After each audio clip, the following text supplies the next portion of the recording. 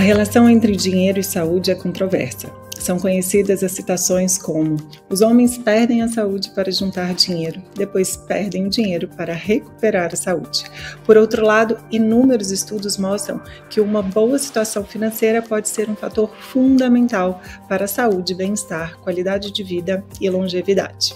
Olá, seja muito bem-vinda, muito bem-vinda. Eu sou a Alessandra Feltri. Olá, eu sou a Roberta Carbonari. Estamos começando mais um episódio do Pura Vida Cast. E neste episódio vamos falar sobre como a qualidade de vida e saúde financeira caminham lado a lado. Isso mesmo, Ale. As pesquisas apontam uma correlação entre a situação financeira e a expectativa de vida, sendo que indivíduos em condição de baixa renda geralmente apresentam uma correlação positiva com menor expectativa de vida, quando comparados aos indivíduos com recursos financeiros mais substanciais.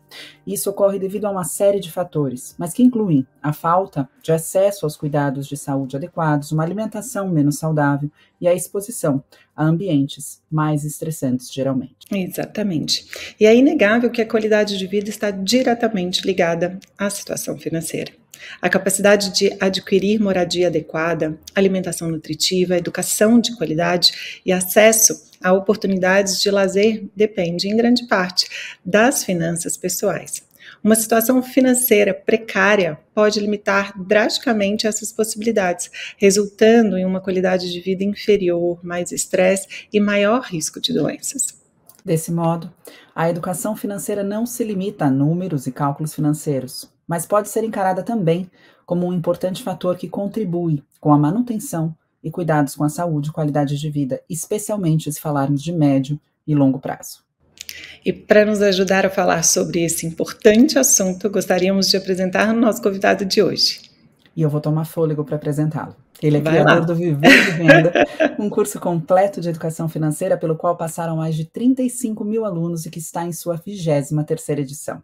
É fundador do canal Você Mais Rico, que tem como meta fomentar a educação financeira no país e que hoje conta com mais de 1,5 milhões de inscritos. Também é host do podcast Os Sócios, um dos maiores podcasts de negócios do Brasil, segundo o ranking do Spotify, e sócio do Grupo Primo. Bem-vindo, Bruno Perini. Obrigado, Roberta, ali pelo convite, pelas gentis palavras de apresentação, de um dos maiores podcasts de negócios do Brasil, talvez o maior, porque o Spotify fez um evento agora e de negócio chamou só a gente, né? Então não é do meu perfil me gabar.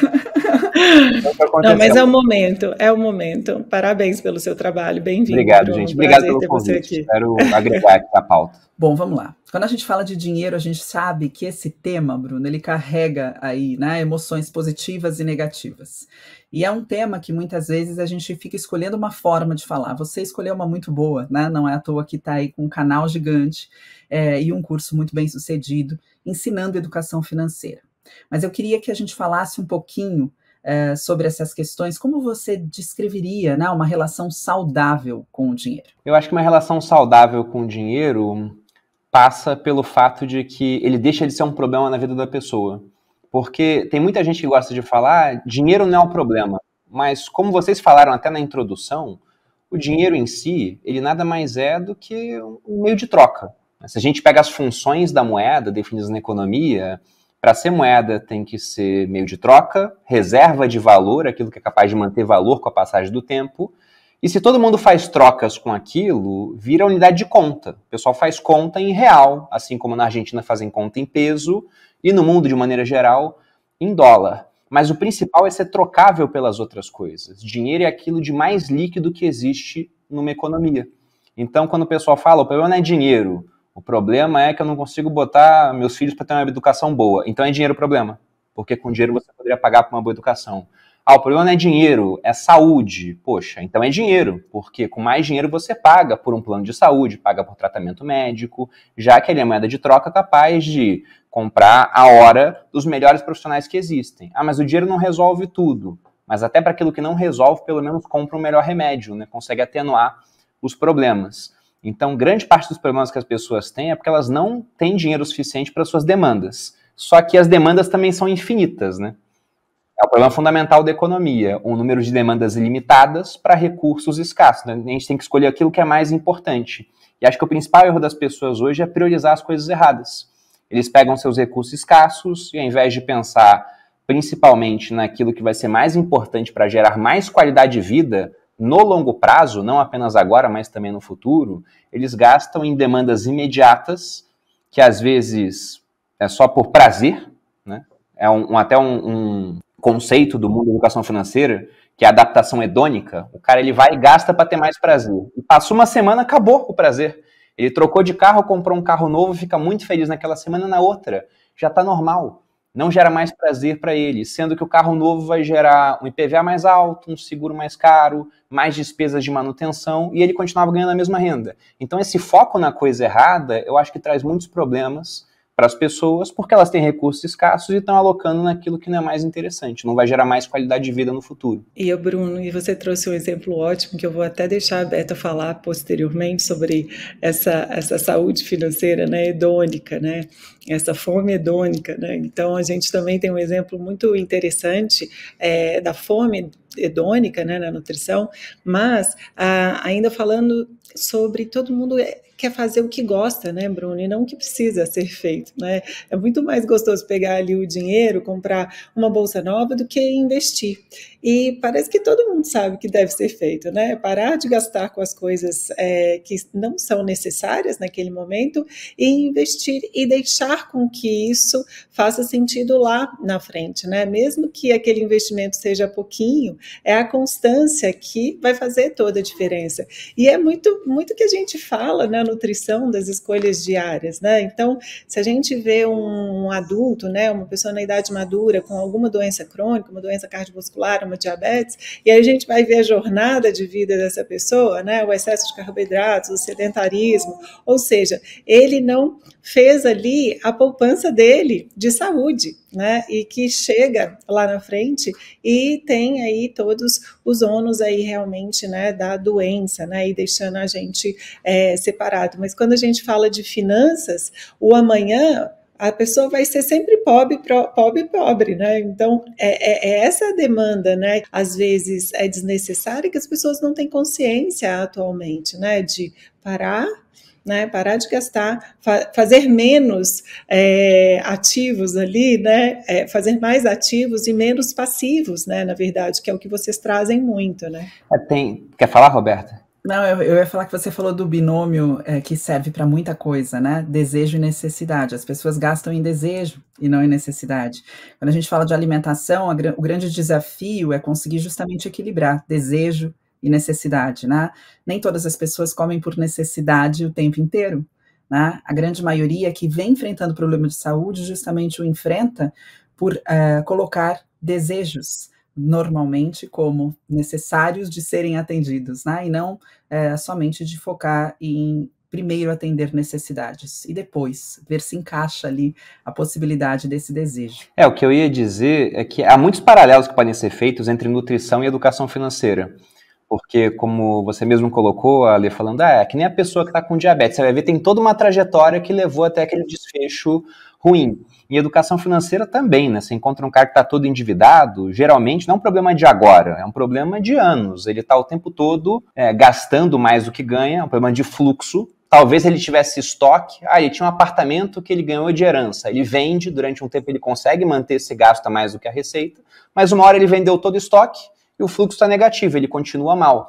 Só que em nutrição tem uma coisa que é melhor para essa pessoa que estava ruim e quer mudar do que em finanças, que é o fato de que é constante ver na internet hoje em dia pessoas que estavam muito mal de saúde e se elas pegam um ano firme, mudam a alimentação, mudam a rotina, largam o cigarro, param de usar drogas, começam a treinar, elas transformam a saúde de uma maneira muito rápida. É lógico que eles fizeram muita coisa errada durante muito tempo, então não vão chegar no patamar daquela pessoa que se cuidou durante mais tempo. Só que em finanças é mais difícil de mudar, principalmente se a gente pensa, não no processo de quitar dívidas, que é muito importante, é um problema endêmico no Brasil. Tem várias pesquisas apontando que das famílias, 80% são endividadas no nosso país. Isso aumentou depois da pandemia, mas antes era muito, era uns 70%. Só que para investimento nunca vai ser rápido. Vai demorar muito tempo para os juros fazerem um efeito realmente exponencial em termos de acumulação. Então, o tempo é o fator principal se a pessoa ela pensa em construir patrimônio, principalmente com investimentos. Porque é no longo prazo que o efeito dos juros compostos aparecem. O pessoal fala sempre que não existe mágica em finanças, e de fato não existe no curto prazo, mas no longo existe, que é a mágica dos juros compostos. Porque quando você olha assim o que acontece, parece mágica, só que é dar tempo para que os juros façam efeito. Por essa razão principal, né, do tempo que você trouxe aqui, Bruno, que é tão importante a educação, né, seja na alimentação, seja nas finanças, porque não é simplesmente, né, a partir de hoje eu vou seguir uma cartilha, mas é a partir de hoje eu cognitivamente vou me relacionar com essa questão diferente. E aí a gente precisa de uma educação, porque a gente está falando em educar comportamentos. Eu lembro que para mim algo que fez muito sentido lá atrás, quando eu comecei a trabalhar, eu era muito jovem, mas eu ouvi uma pessoa me dizer, Roberta, o investimento é um boleto, igual aos que você terá que pagar. Ele não acontece após o pagamento dos seus boletos, ele acontece junto.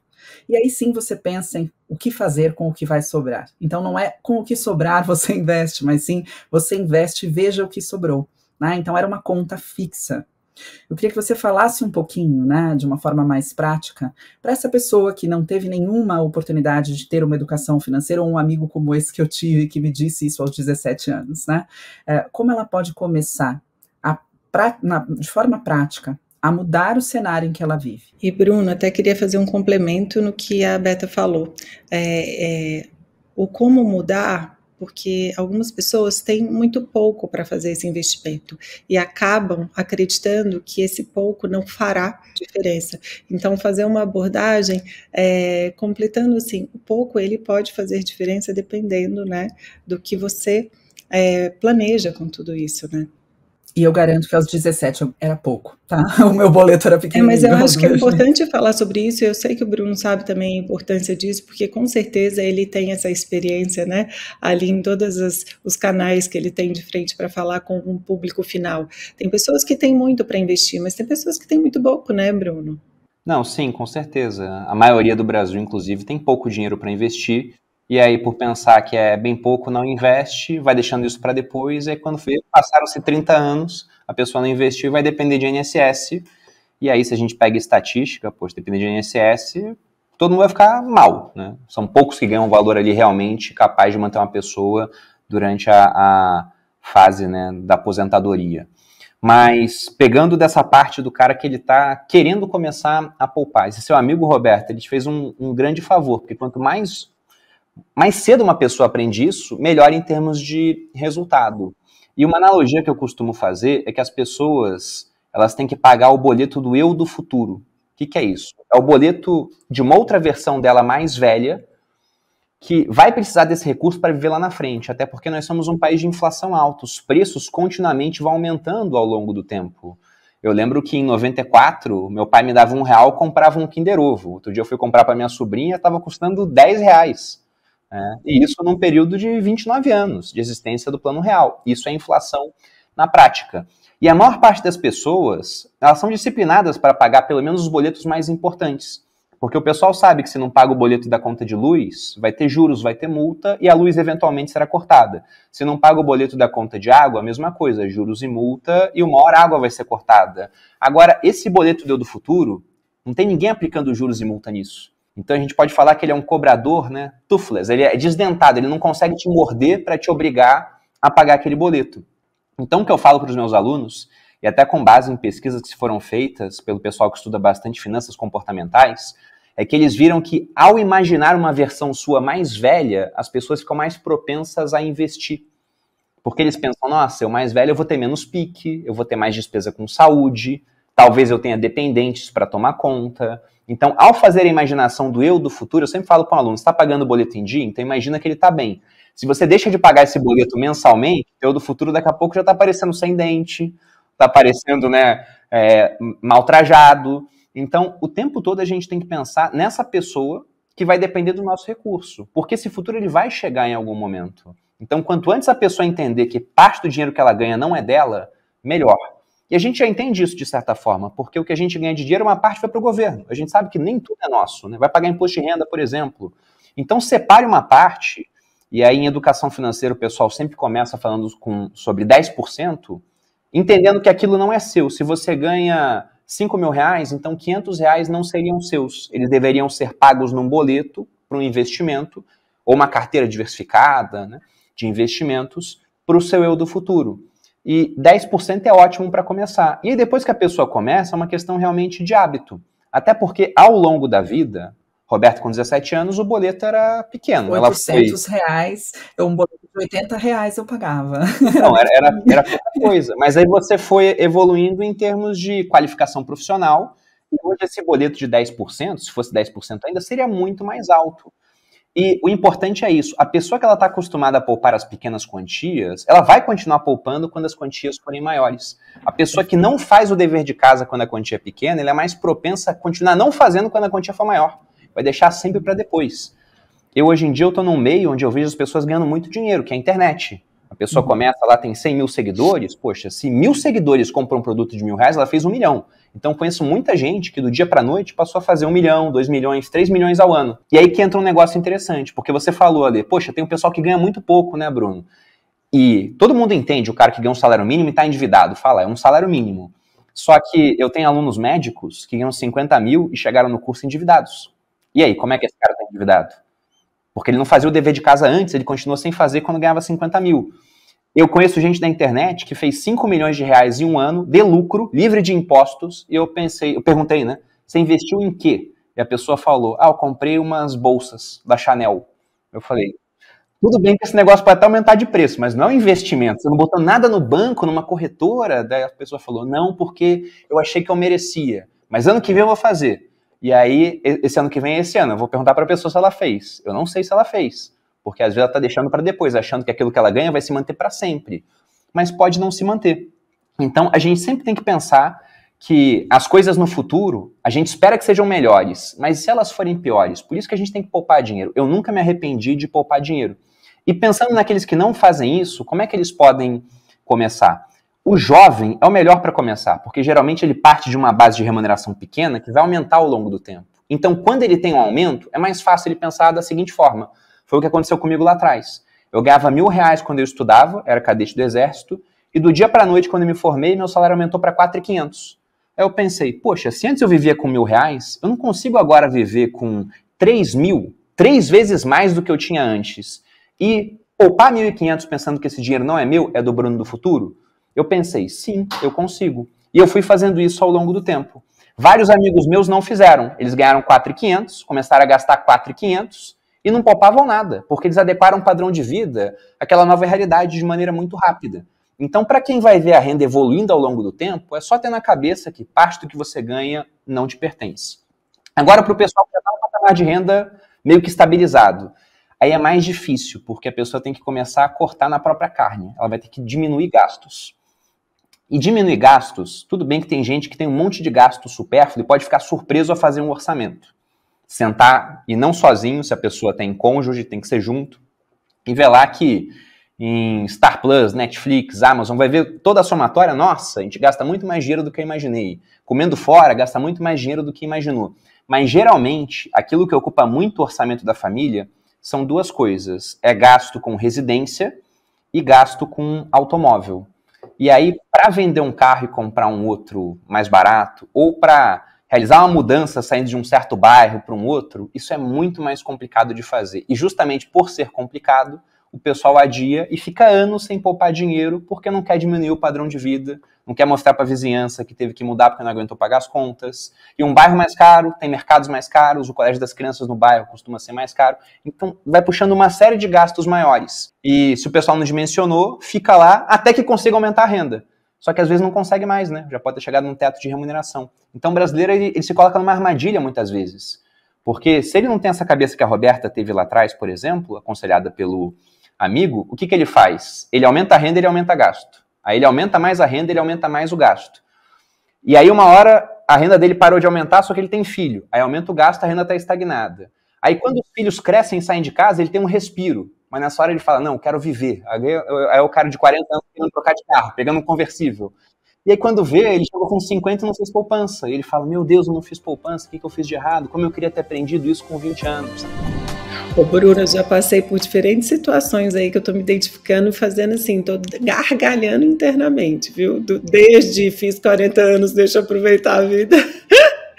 E aí, tipo, sem medida.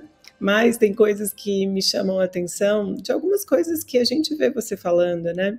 esse exemplo que você deu, né, de quando você ganhava 1.000 e depois passou a ganhar um pouco mais, é o poder do hábito, porque se com 1.000 você já tinha o hábito de guardar, né, essa mudança, mesmo, né, brilhando os olhos, poxa, eu ganho mais, já era natural, você não sentia, né, não tem aquele desconforto da mudança mais. Então faz todo sentido, né, quando a gente pensa em começar tudo mais cedo, né, porque qualquer mudança é desconfortável. E aí quando você chega e fala assim, você já tem uma renda estabelecida, mas gasta tudo que você tem, e aí você tem que ir cortando na carne. Eu vivi isso também quando a gente quis comprar um apartamento, que a gente ia ter uma família, como é que ia ser isso, o tal do carro, que aí a gente não comprou, e aí a gente alugou, porque precisa do carro para beber. Então, essas foram algumas contas que a gente não fazia antes, né? E que para ajustar o orçamento, isso realmente faz sentido, né? A gente tem o quê? Tem uma filha, como será não só para nós, mas para essa família, né? Porque aí engloba não só mais o eu do futuro, é a família do futuro, né? Então esse boleto até é a família do futuro, né? Como será? Porque aí é pensando nas gerações ali que você poderá ajudar ou não, né? Também. Eu ia pedir para o Bruno contar aqui, se ele puder, né? Alguma história relacionada ao quanto essa desestabilização financeira ou a ausência da educação afetou a saúde, né? Eu falo isso porque eu estava ouvindo o Bruno falar e de outra forma eu estava aqui pensando, eu fiquei 12 anos com o mesmo carro, né? E não foi lá atrás, foi agora. Eu fiquei os últimos 12 anos com o mesmo carro. Porque eu não queria fazer, não era algo que, né, o carro me servia, ele me levava do ponto A para o ponto B. Eu tinha outras prioridades e também a prioridade do meu eu do futuro, das minhas filhas no futuro e de tudo no futuro. E quando a gente faz da forma como o Bruno colocou aqui brilhantemente, né, não é uma questão de, nossa, eu vou ganhar mais e vou ter que investir mais. Na verdade, você vai ganhar mais de qualquer forma, porque você já investia, você vai continuar investindo e você vai estar ganhando mais de qualquer forma. E a grande questão, a gente fala do futuro, mas tem alguns estudos, né, sobre comportamento alimentar, que falam que, por exemplo, se eu falo para um adolescente ou para alguém muito jovem, olha, se você não fizer isso agora, quando você estiver com 50 anos, você pode ter diabetes. E esse jovem responde, lá eu vou estar velho, não tem problema. A gente não imagina que com 50 a gente não se sente velho. A gente quer uma vida inteira pela frente ainda. Então, esse ponto de hoje eu preciso fazer para daqui 20 anos ainda é algo muito difícil para a maioria das pessoas que não tem essa capacidade, né, ou essa constância de se colocar nesse futuro e visualizar realmente o quanto isso será importante. Ou ainda pessoas que têm um outro tipo de personalidade, né? Eu não vou ficar guardando para depois, não sei se vou estar vivo amanhã. A gente ouve muito essas frases. Então eu queria tocar nesses pontos, por quê, Bruno? Porque, na verdade, você estar vivendo numa situação sem recursos hoje afeta a sua saúde. Você viver numa situação em que você tem dívidas afeta a sua saúde. Eu falo que não existe nada pior para um pai de família saber que tem contas a pagar, né, dívidas a vencer, vencendo, e acordar no dia seguinte pleno e no seu maior e melhor estado emocional para trabalhar e realizar o que ele precisa realizar. Então, eu queria que você trouxesse um pouquinho dessas questões do presente, sabe? Hoje você não está fazendo isso, o que você perde hoje? Bom, a primeira coisa aqui, Roberta, que quando você falava do seu carro, que você ficou com ele 12 anos, depois que eu me formei, que eu passei a ganhar 4.500, eu fiquei com o mesmo carro durante 6 anos. E aí, quando eu troquei, já estava velho, e era o pior carro do meu quartel, eu troquei por um usado, que era um pouquinho mais novo do que esse, mas era um carro simples, até porque eu tinha na cabeça que ia ficar pouco tempo com ele. E aí todo mundo ficava fazendo bullying, né, meus amigos do quartel, porque eles faziam o contrário, eles trocavam por um carro sempre mais caro. E essa era uma armadilha, inclusive, porque veja que eles tinham a mesma renda, aí tinha um carro, um Palio, por exemplo, e de repente trocavam um Palio por um Honda Civic. E aí com a mesma renda tinha que pagar agora seguro mais alto, IPVA mais alto, manutenção mais alta, então tinham que trabalhar mais. E aí tem um pensamento que outro dia eu li do Sêneca, que é um filósofo que eu gosto bastante, romano do século I, que ele falava, como é triste a vida daqueles que a duro custo conquistam algo que a mais duro custo ainda será mantido. Porque eles não tinham mais fontes de renda para bancar por aquele passivo, digamos assim, né? Por mais que seja contabilmente um ativo, era o que tirava dinheiro do bolso deles. Então ficavam apertados. E o Sêneca ele também tinha um pensamento sobre essa questão do pessoal que é imediatista. Ele falava, nunca conheci uma pessoa que, por mais velha que fosse, não pensasse que após um dia não venha outro. Então esses jovens que falam, não vou poupar dinheiro porque vai que eu não estou vivo amanhã. estatisticamente você estará, né, vivo amanhã. Eu lembro até de uma tia-avó que eu tive, na verdade ela era tia da minha avó, e eu tinha mais ou menos uns 10 anos, ela chegou até os 99 anos, e ela morou no final da vida com os meus avós. Eu passava muito tempo com os meus avós, e eu lembro do dia que ela morreu. Ela deitou, foi dormir e morreu, assim, bem serena, bem pacata. Só que na noite, antes de deitar, ela falou pra mim, até amanhã. Então, com 99 anos, ela pensava que haveria um amanhã. É que não houve uma hora, né? Mas depois de muito tempo. Então, esse tipo de pensamento imediatista de que, olha, não vou poupar dinheiro porque vai saber como será o futuro. Se você não poupa, você pode ter certeza, o seu futuro não será tão agradável, porque você não vai ter recurso para pagar por ele. Enquanto essa questão do que as pessoas abrem mão no hoje, por não ter dinheiro, elas abrem mão principalmente de poder de escolha. Porque quem tem dinheiro pode falar não para uma série de coisas que acontecem, que as pessoas que não têm recurso têm que falar sim. Elas não têm como ter outra opção. Eu vou dar um exemplo até com a minha saúde. Em 2018, eu tive um problema de hernia de disco entre a L4 e a L5. E eu cheguei a ficar 2 meses numa cadeira de rodas. E aí eu fui em vários médicos. E eu fui nos médicos caros aqui de São Paulo. E gente que a consulta era R$1.500, eu fui em pessoas no Einstein, né? E eles todos queriam me operar.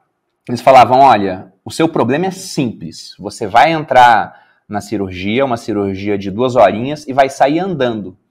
E eu falei, caramba, mas será que eu tinha 30 anos na época, né? Preciso operar, assim, a coluna?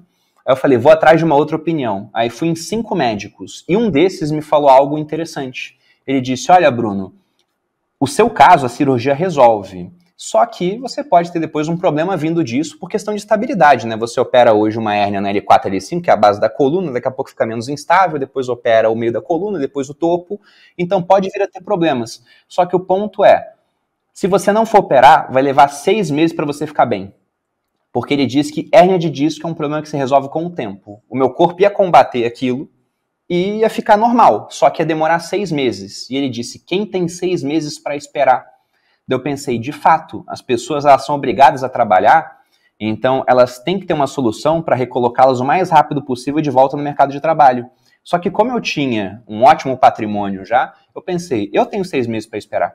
Então o que eu fiz? Fisioterapia, um tratamento conservador, não operei, e hoje eu tô 100%. Faço agachamento com peso nas costas, o Muzi olhar para o meu peso no agachamento e falar que não é nada, mas é um peso relevante, eu consigo fazer tudo. Sendo que na época, até o movimento do meu pé direito, que era onde eu sentia a questão da hérnia, eu não tinha mais movimento, eu não conseguia mais levantar o dedo. Quase que no primeiro médico, eu entrei na sala de cirurgia, porque ele disse, olha, o seu pé já foi, e se não operar rápido, daqui a pouco você pode perder o movimento de outras partes da perna, pode perder controle de esfíncter, pode ficar impotente. E ele até disse, ele foi meio cruel, ele falou, e aí, como é que você vai satisfazer a sua esposa? A Malu estava comigo na consulta. Daí eu pensei, caramba, né, tem que operar. Daí a Malu falou, não, calma, vamos num segundo médico. O segundo já foi um pouco mais tranquilo. Então, se eu não tivesse a opção de primeiro ir em vários médicos, talvez eu tivesse sido operado no primeiro. E talvez eu estivesse bem, não dá para saber o que teria acontecido. Mas por ter a opção de poder ir em diferentes profissionais, por ter a opção de poder me cuidar e ficar 6 meses num ritmo mais tranquilo de trabalho, eu não fiz uma operação que poderia ter sequelas, poderia dar certo, mas poderia não dar certo também, como de vez em quando acontece, né? Sem falar que dinheiro no bolso, essa é uma frase que o Guilherme Benchimol, o criador da XP, ele fala sempre, traz coragem, porque como é que você vai abrir um negócio? Como é que você vai mudar de uma carreira onde você não gosta do que você faz para uma onde você potencialmente vai se identificar muito mais se você não tem dinheiro guardado para pagar pelo seu custo de vida, para poder manter os filhos na escola que eles estão acostumados a estudar, para poder manter a qualidade de alimentação da sua família? Então, ao não ter o dinheiro, as pessoas abrem mão de uma série de coisas que talvez elas não coloquem na cabeça, porque de fato elas não estão vendo aquilo acontecer. Mas com mais dinheiro poupado, a vida poderia ser melhor, porque elas têm a capacidade de falar não por um chefe que não para de estressar a pessoa e fica entrando em contato em horas que não deveria. E ela fala, poxa, mas se eu falar não para ele, eu perco meu emprego. O que eu vou fazer na minha vida? Guarda dinheiro, porque com dinheiro você tem a opção de falar não para esse tipo de coisa e poder ir atrás de alguma coisa que te satisfaça mais. Nossa, você tocou aqui num ponto que eu acho que é um ponto que pode chamar a atenção de muitas pessoas, né? Na minha própria trajetória como profissional, as pessoas me perguntam como você planejou a sua transição de carreira, e a primeira coisa que eu falo é, eu nunca transitei de carreira, né? Eu permaneço com a mesma, só acrescentei uma nova profissão. Só que para fazer isso, eu precisei tirar tempo produtivo de trabalho para um tempo produtivo de estudo, porque eu ia acrescentar uma nova profissão que dependia de uma nova graduação, pós-graduação, mestrado. Isso não seria jamais possível sem planejamento financeiro. Então, quando elas me perguntam o que eu faço para transitar de carreira, a primeira pergunta que eu retorno é: você já se planejou financeiramente para isso? Né? Porque não existe mágica. E trabalhar no que se gosta e poder fazer o que se quer, né, da melhor forma, até mesmo, né, no âmbito profissional, é saúde também. E a gente sabe que é saúde porque nós temos aí dados e índices alarmantes a respeito de burnout, né, que é uma condição associada, né, ao exercício profissional. E no Brasil isso está em números realmente alarmantes. E a gente sabe que o Brasil também tem uma condição de baixa educação financeira, e não somente, né, quando a gente fala de pessoas, indivíduos com baixa renda, né, com menor renda, indivíduos de baixa renda, mas em todos os níveis. Você mesmo trouxe exemplos, né, de médicos, né, de pessoas que tinham ali um ganho financeiro considerável, mas que ainda assim não conseguiam se planejar, né, ainda assim não tinham um dinheiro guardado, ou pessoas que ganharam quantias, né, que para alguns é inimaginável, 5 milhões em um único curso, e que ainda assim gastaram tudo, né, de uma forma a não atender necessidades, mas a atender desejos. Eu queria que você trouxesse para a gente, Bruno, assim, eu estou te bombardeando de pergunta porque é a oportunidade da gente trazer para os nossos acompanhantes aqui, para os nossos ouvintes, uma área que geralmente a gente não traz, né? Mas investimentos, estratégias financeiras específicas que podem contribuir com essa maior expectativa de vida, né? Como aposentadorias mais confortáveis, acesso a mais saúde e mais qualidade de vida. Bom, quando a gente fala de finanças pessoais, e esse é um ponto muito relevante, né? Perceba que a gente, em finanças pessoais, tem muito mais a parte pessoal do que finanças, porque cada família vai ter uma certa estrutura financeira. Mas nós teremos que passar obrigatoriamente por 4 pilares para conseguir ajeitar a vida financeira de uma pessoa. O primeiro deles é um planejamento financeiro, porque para investir, essa pessoa ela não pode ter dívidas, pelo menos não as dívidas caras. O que é uma dívida cara, né? É uma dívida como de um cartão de crédito, que chega a ter juros de 14% ao mês, de um cheque especial, 11% ao mês, um empréstimo pessoal, 4%, 5% ao mês. Então, esse tipo de dívida é muito cara. Não tem por que a pessoa querer investir para ganhar hoje mais ou menos 1% ao mês, se a dívida dela cresce a 4%, 10%, 11%, 14%. Se ela repete isso ad eterno, ela está quebrada. Então, o primeiro ponto é planejamento financeiro. O que é isso? É sentar, fazer um orçamento, ver o que ele pode cortar, ver como é que ele faz para sobrar dinheiro. Porque sobrando dinheiro, ele resolveu o fluxo. Resolvendo o fluxo, tendo um fluxo positivo, gastando menos do que se ganha, primeiro passo, quitar as dívidas caras, e aí depois que ele quitou as caras, ele pode pensar em investir. Um financiamento, por exemplo, imobiliário, talvez não seja a prioridade quitar, porque tem financiamento que os juros são mais baixos, né? Tem gente que financiou a juros de 8%, 9%, 10%, hoje é possível investir a juros de 12%. Então, precisa quitar o financiamento com pressa. Então, isso é o planejamento, é o primeiro pilar. Depois do planejamento, aí entramos na parte de investimentos que você citou, Roberta. Porque ele tem esse excedente, agora ele quer proteger esse excedente que ele gera e fazer com que ele aumente ao longo do tempo acima da inflação, que vai fazer com que continuamente a gente tenha aumento de preços aqui no Brasil. E existem N opções de investimento para todos os perfis de pessoas. A minha avó, por exemplo, que só investia em imóvel, eu consegui convencê-la após muito tempo, porque santo de casa não faz milagre, né? Ninguém é profeta em sua própria terra, a investir. Hoje em dia ela tem aplicações de renda fixa, ela tem algumas aplicações em fundos imobiliários, que nada mais são do que imóveis, só que ao invés de ter um imóvel individual, onde ela tinha todo o risco nas costas de um único inquilino, e que ela cometeu o erro ainda de falar com esse inquilino que, sou muito grata a você, porque o que você me paga eu uso para pagar plano de saúde. Aí o cara, malandro, falou, olha só, quer dizer que você foi embora, ela não paga plano de saúde. Então todo ano, na hora de reajustar aluguel, ele puxava para baixo, porque sabia que ela dependia dele. Então eu falei para ela, vende esse imóvel, vamos pegar esse capital e alocar em outros imóveis. Hoje ela é dona de partes de shoppings, de partes de prédios que têm escritórios comerciais, inclusive na Faria Lima, ótimos endereços, né? Ela poderia comprar prédios que têm faculdades, prédios de agências bancárias, então tem uma infinidade de opções, melhores do ponto de vista tributário, que pagam menos imposto, e muito mais seguras, porque não é um inquilino, são milhares de inquilinos, e com ausência de imposto de renda, que é um outro benefício que se tem. Então, investimento tem muitas opções. Depois eu vou voltar até esse ponto. Mas é importante também que as pessoas entendam o seguinte, né, nos outros 2 pontos. É que com investimento vai demorar para o resultado aparecer. Você vai colocando dinheiro, você vai tendo um crescimento patrimonial ao longo do tempo. Só que o que vai acontecer? Vamos supor que uma pessoa vem aqui no Grupo Primo e sente na minha mesa e fala, Bruno, ajeita a minha vida. Aí eu vou lá e abro essa parte dos gastos da pessoa, a gente ajeita o orçamento, a gente faz sobrar dinheiro, começa a investir. Só que ela sai daqui atropelada logo depois. Ela mal começou a investir, ela não vai ter dinheiro para bancar a despesa desse atropelamento, por exemplo, despesa de saúde.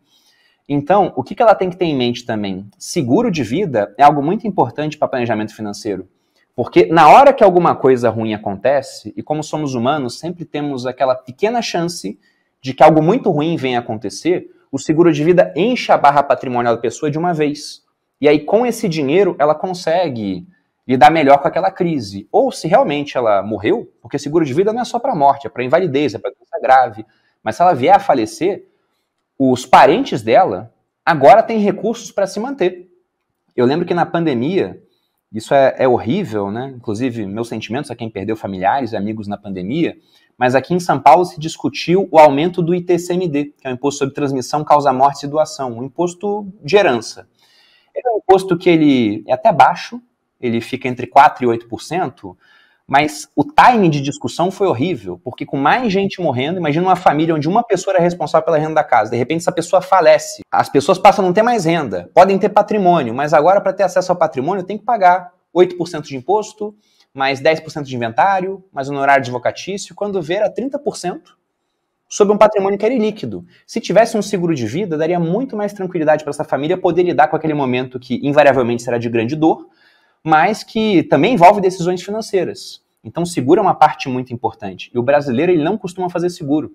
Ele acha que ele é indestrutível. Ou tem aquele pensamento de que seguro para quê? Se eu morrer, aí minha esposa vai usar o dinheiro com outro. Né? Que é um pensamento totalmente idiota. Eu posso imaginar.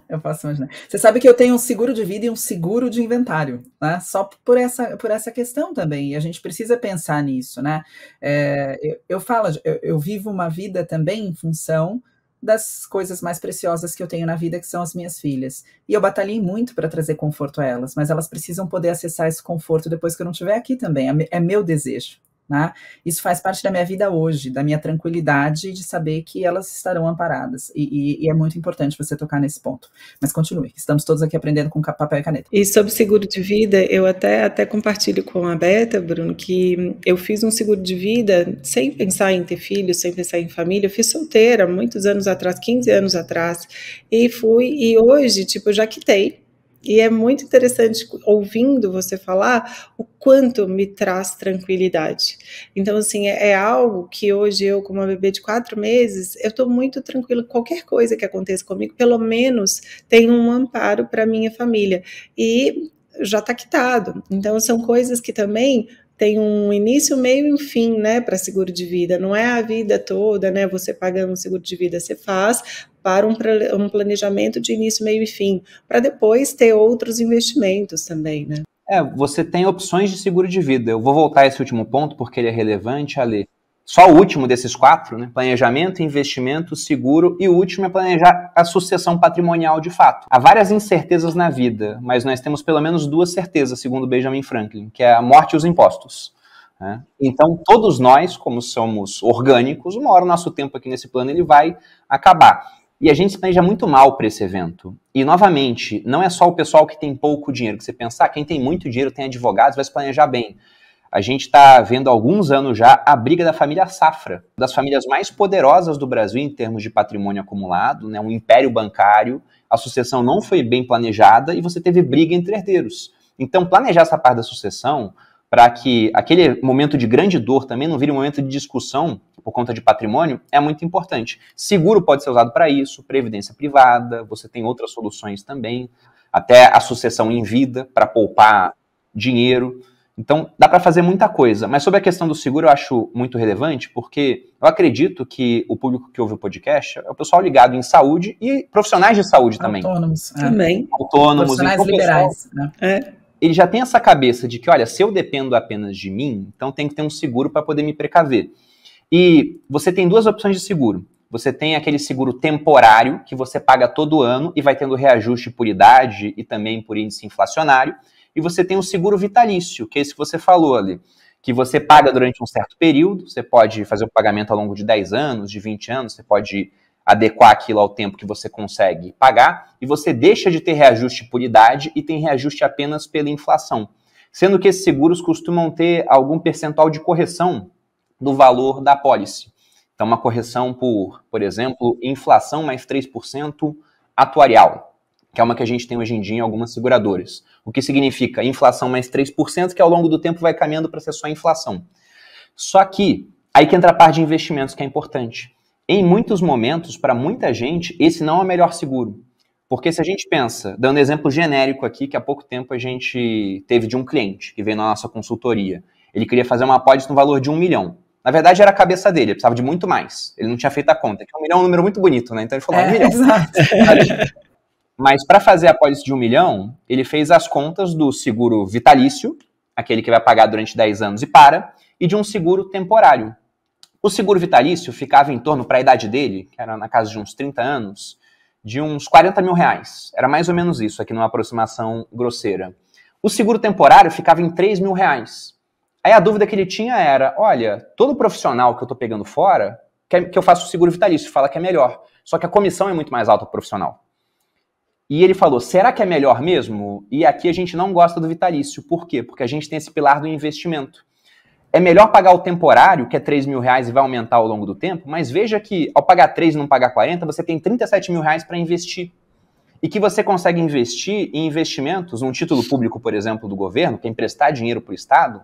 Nada no Brasil é tão seguro quanto emprestar dinheiro para o dono da máquina de imprimir dinheiro, e que se não quiser imprimir mais, ele pode pegar o cacetete e bater na gente falando, me pague mais impostos. Então nada é mais seguro. E hoje um título paga IPCA mais 6, ao invés de IPCA mais 3, que é a correção da apólice. Então, geralmente, vai depender de pessoa para pessoa, mas o seguro temporário costuma ser melhor se a pessoa sabe investir o dinheiro dela.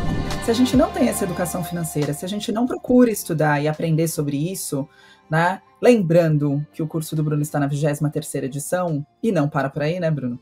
Porque existe o amanhã ele dirá, oi, acordei, estou aqui com vocês novamente.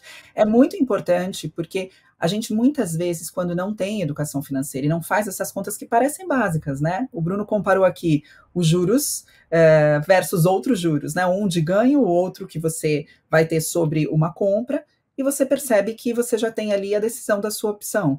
Quando a gente não tem essa educação financeira, a gente fica na mão de quem está nos propondo algo. A gente não tem senso crítico, e como a gente fala muito com profissional de saúde aqui, é o que a gente sempre fala, né? Se você não sabe o básico, por exemplo, da sua área, nutrição, você não tem senso crítico para ler um artigo, ou para ler um livro, ou para ouvir uma informação de um profissional e conseguir entender se aquilo realmente se encaixa ou cabe naquela situação, naquele caso clínico específico. O Bruno trouxe um caso clínico específico, né? Quem é você? Quantos anos você tem? Você tem dinheiro para investir ou não tem? E baseado em todos esses conhecimentos, você consegue ter uma decisão muito mais assertiva a respeito do que é melhor para a sua saúde financeira. Individualizar a decisão, exato. Né, na verdade. Busquem educação financeira, porque ela não está só no guardo quanto de dinheiro ou que planilha eu uso para, né, gerir as minhas contas, mas em várias decisões que vocês vão ter ao longo de uma vida toda. Não, e sabe o que você trouxe, Beta, assim, e Bruna, a gente realmente acessa e tem como ouvintes muitos profissionais, né, de saúde, e são profissionais como tantos outros, mas eu vou falar assim, pela uma rotina, né, que nós temos também, não priorizar esse tempo da educação financeira, porque as coisas também vão se acumulando. E aí o profissional de saúde hoje, né, ele é um palestrante, ele atende no consultório, ele entrega conteúdo em diferentes mídias sociais, e aí tem uma casa, tem a família, e são muitas coisas, e acaba não dando prioridade para uma coisa importante. E buscar por esse conhecimento, hoje, ou através do seu curso, ou até mesmo as poucas coisas que eu aprendi, não foram ainda no seu curso, mas foram de mídias que eu vi em diferentes podcasts, no seu próprio Instagram. Então, vale a pena a gente se dedicar um pouquinho para poder enxergar esse outro lado que vai fazer a diferença para a gente, né? Igual quando a gente fala, né, de um profissional de saúde que tem uma clínica, né, para administrar, é puxado. A Rô sabe, eu já tive clínica também. Então, assim, são coisas que, quer queira ou não, a gente vai ter que se planejar. E aí a gente está falando de planejamento, de financeiro, a gente está falando planejamento de vida, né? E aí dedicar um pouquinho para esse olhar que vai fazer toda a diferença aí no futuro, realmente. Vamos agradecer o Bruno, né? Porque a gente já está aqui com o tempo dele há 1 hora. Foi muito bom ter você falando sobre isso, né? Você que ensina tanto. Eu vi recentemente você falando sobre o seu curso. Eu até comentei lá que eu nunca vi um marketing de divulgação tão bem feito, né? Eu vi o comentário, agradeci, inclusive. Eu vi lá, porque ele traz, para quem não assistiu, mas ele fala bastante das promessas milagrosas que também existem na área das finanças, como existem na área da saúde, né? O suplemento milagroso, a dieta milagrosa, também existem as estratégias milagrosas, né? Você vai virar uma máquina de dinheiro e vai ficar muito rico, começando a investir hoje, mês que vem, tá tudo bem. E o Bruno realmente desconstrói isso, né? E traz de uma forma muito responsável a questão verdadeira, da educação financeira, exato. Então, muito feliz de ter você aqui conosco, falando com os nossos ouvintes. Obrigada pelo seu tempo e pelo seu conhecimento dividido aqui com a gente. Obrigada, Bruno. Muito obrigada. Que agradeço aí o convite. Foi um prazer, né, bater um papo aqui com você, ler com você, Roberta, inclusive invertendo os papéis, como a Roberta falou, né, que já veio no podcast duas vezes. Lá 2 vezes sendo entrevistado. E você falou da terceira, eu vou te chamar, porque a gente tem uma tradição no podcast, a gente fala que na terceira vez tem boleto para o convidado, ele vira um sócio honorário, só em despesas, não em lucros, tipo o governo. Tipo o governo, a gente vai. E é assim que Mas Bruno você tem que chamar ela para cantar. Não, faz esse corte. É assim que Bruno Perini mantém a saúde financeira do podcast, os sócios, entendeu? Ele chama a galera para pagar o boleto. Mas isso que você comentou, Ali, só para encerrar minha participação, sobre as promessas milagrosas, de fato, as pessoas caem em golpes com uma frequência aqui no Brasil absurda, e quando você pensa em pessoas, não é só o público mais humilde, que, poxa, às vezes largou a escola, não sabe fazer conta. Teve uma onda de Instagrams que foram hackeados, de personalidades, e aí o pessoal colocava lá umas promessas do tipo, faça um Pix de R$1.000, eu te retorno 2.000 no dia seguinte. E aí quando você ia ver o pessoal reclamando em comentário, você entrava no perfil, era médico, era nutricionista, era advogado, então pessoas com nível superior. E caindo nesse tipo de golpe. Sendo que o golpe não fazia nem sentido, porque às vezes tinha uns posters que eram assim, se você manda 1.000, eu te devolvo 2.000. Se você manda 3, eu te devolvo 1.500. Aí você fazia umas contas assim e falava, caramba, mas é melhor mandar 1.000 para ganhar 2.000 em vez do 3, né? Fazer vários Pix de 1.000, muitos negócios sem sentido. E o pessoal caía do mesmo jeito. Então, quanto a finanças, as pessoas têm que ser um pouco mais céticas com esses retornos que eles parecem bons demais para ser verdade. Porque quando é bom demais para ser verdade, quase nunca é verdade. É muito difícil ser mesmo. Ou se for verdade, então deve ter muito risco escondido que as pessoas desconhecem. É que simplesmente deu certo, mas a chance de dar errado e perder muito também existia. Tá? Então, o que eu deixo de recado, pessoal, estudem, porque vale muito a pena, porque nada vai trazer tanto retorno do ponto de vista financeiro do que entender pelo menos o básico sobre finanças. Para, primeiro, não ser enrolado, e segundo, para ir construindo um patrimônio ao longo do tempo, porque se você poupa parte do que você ganha no seu trabalho e vai investindo isso ao longo do tempo, no final você vai ter um montante muito grande. Só a administração desse montante vai ser capaz de manter você na sua aposentadoria com uma boa qualidade de vida. Querido ouvinte, espero que você tenha aproveitado e fique à vontade para compartilhar esse episódio com os seus amigos e familiares. Caso você tenha gostado desse papo, pode divulgar o programa para mais pessoas ao avaliá-lo em sua plataforma favorita e, de preferência, com 5 estrelas. E agora você pode deixar seu like aqui no vídeo também. Esperamos você no próximo episódio, repleto de valiosos ensinamentos. Esse foi mais um episódio do Pura Vida Cash, conhecimento para ajudar a cuidar do seu bem mais precioso, a sua saúde. Um beijo, Bruno, um beijo, Ale, um beijo aos nossos ouvintes e até a próxima. Tchau, tchau, gente.